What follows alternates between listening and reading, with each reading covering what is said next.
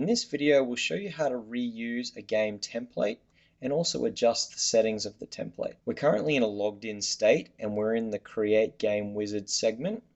If you don't know how to get here, check out the Getting Started with Frankenstories video.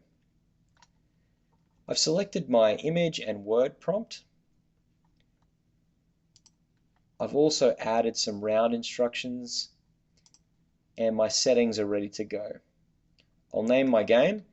It's important to name your game so that you can find it easily later on. There we go, that'll help me find it later on. Then create game. You can see down the bottom, game created successfully. You might also see that your template has been created successfully in some scenarios. These are all similar versions of the same thing.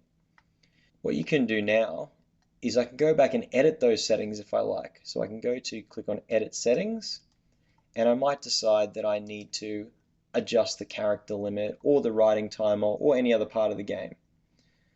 Once I've done that, I can then hit Save, and I'm back to the game lobby.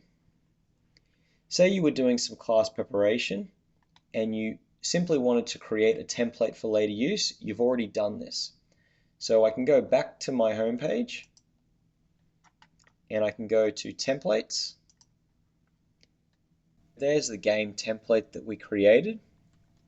You have the option to delete the template.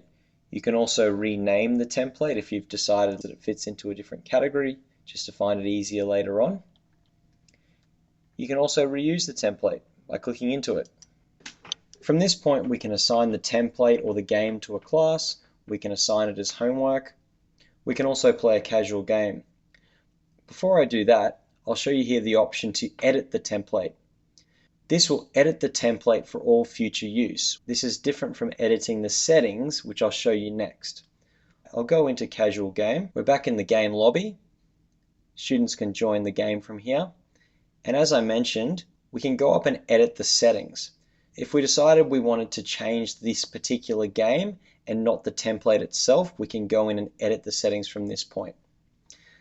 And that concludes our tutorial on creating, reusing, and editing templates.